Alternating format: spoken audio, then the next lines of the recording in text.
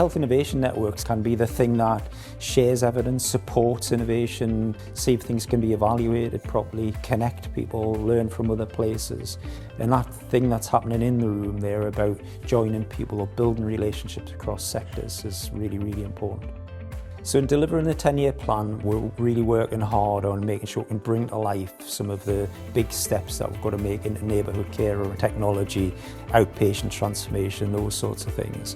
Today's been really useful for me, where there's an awful lot of innovation appetite in the room, lots of things being brought to life already, but really think about how we scale those things up. So building improvement capability again, giving organisations the ability to plan ahead, think more medium term, and work with partners.